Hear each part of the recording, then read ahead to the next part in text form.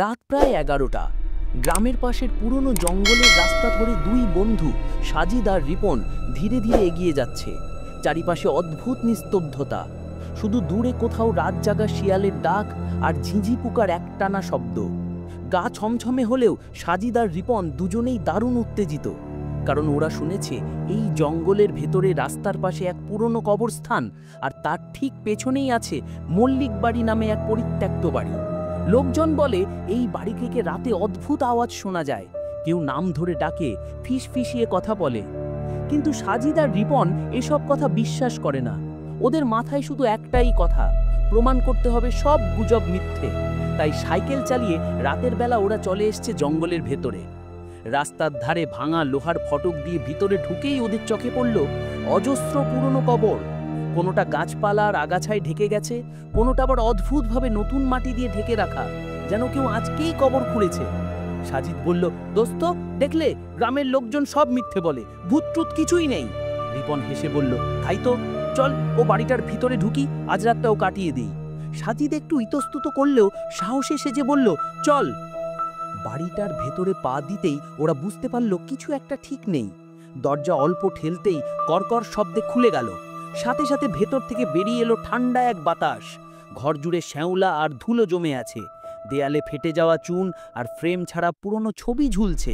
কারো যেন কালো ছায়া দেয়ালে এঁটে আছে, আবার মিলিয়ে যাচ্ছে। সাজিদ মোবাইলের টর্চ অন করে চারপাশ দেখছে আর রিপন ভিডিও করছে। হঠাৎ বাইরে থেকে ভেসে এলো গলা, সাজিদ, সাজিদ। সাজিদ চমকে উঠল, কে রে? রিপন, তুই ডাকলি? রিপন মাথা ঝাঁকালো, আমি কেন ডাকবো? ভেতর থেকে হাওয়া বইতে শুরু করলো, বাতাসে দরজা নিজেরা বন্ধ হয়ে গেল। ধাড়াস শব্দে সাজিদ আর রিপন ভেতরে বন্দি। ওরা দরজা ঠেলে খোলার চেষ্টা করছে, কিছুতেই খুলছে না। আরো একবার সেই গলা, এবার কাছে, খুব কাছে। শেষ বেলায় ডাক শুনে যাস, এবার পালাবি না। রিপনের হাত থেকে মোবাইল প্রায় পড়ে যাচ্ছিল। সে কাঁপা গলায় বলল, সাজিদ বেরোই, দোস্ত এটা মজা না। কিন্তু মোবাইলের ব্যাটারি শেষ হয়ে গেল এক ঝাটকায়। চারপাশ সম্পূর্ণ অন্ধকার, শুধু বাইরের কবরস্থান থেকে হাওয়ার সাথে সাথে শোনা যাচ্ছে গা শিউরে ওঠা শ্বাসের শব্দ, যেন কেউ ওদের একদম পাশে দাঁড়িয়ে আছে। সাজিদ চোখে অন্ধকার দেখতে দেখতে রিপনের হাত ধরল। হঠাৎ পিছন থেকে কেউ যেন ওদের গায়ে হাত রাখলো, বরফ শীতল একটা স্পর্শ। রিপন চিৎকার করে উঠল, কে কে আছে?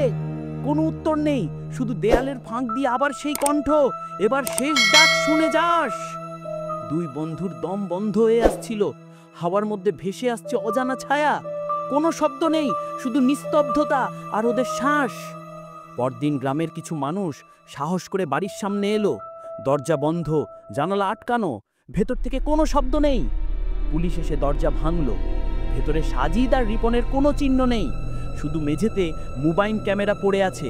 আর সেই ভিডিওতে শেষ দৃশ্য, অজানা ছায়ার কাছে দুটো হাত তুচ্ছ হয়ে মিলিয়ে যাচ্ছে অন্ধকারে।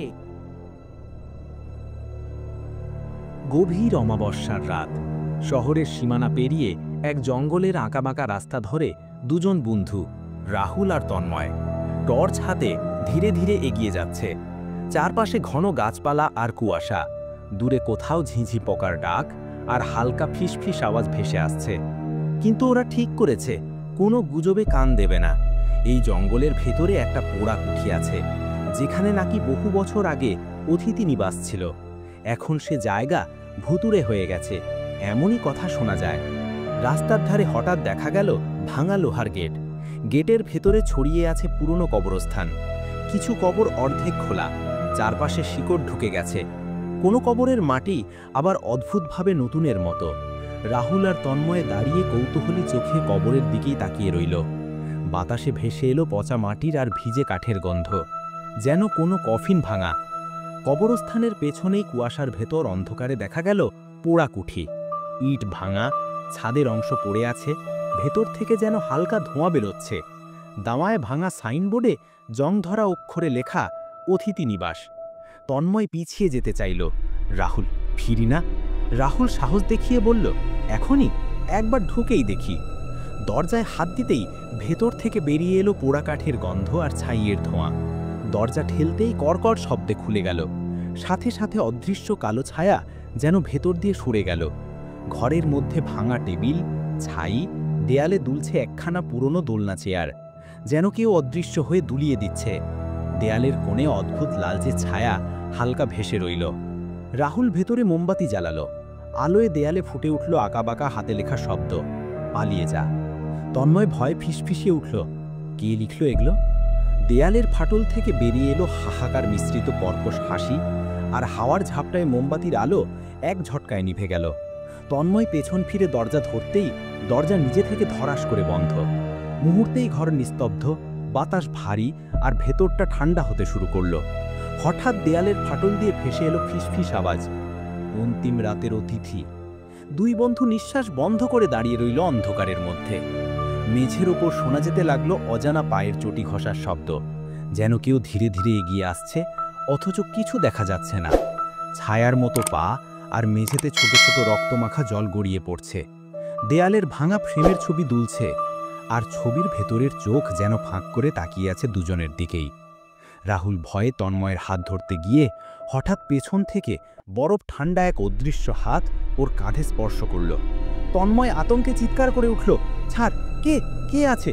সেই ছায়ার হাত ক্রমশ শক্ত হয়ে আঁকড়ে ধরল। চারপাশে অজানা ছায়া ছড়িয়ে যাচ্ছে, নিঃশ্বাস নেওয়া দুঃসহ হয়ে উঠছে।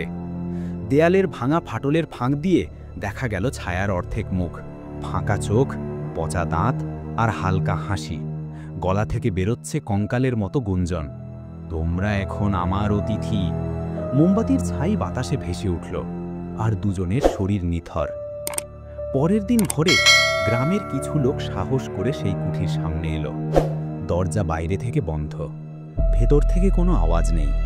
যখন দরজা ভাঙা হলো, তখন মেঝেতে শুধু পড়েছিল রাহুলের মোবাইল, স্ক্রিন ভাঙা, আর শেষ ভিডিওতে ভেসে আছে ছায়ার ফাঁকা চোখের দিকে তাকানো ক্লিপ। কবরস্থানের দিক থেকে কুয়াশা ধীরে ধীরে সব ঢেকে নিচ্ছে, আর বাতাসে শোনা যাচ্ছে সেই ফিসফিস, অন্তিম রাতের অতিথি। তুমি কি সাহসী? তাহলে রাতের আধারে একবার এসো। যদি ফেরার রাস্তা খুঁজে পাও,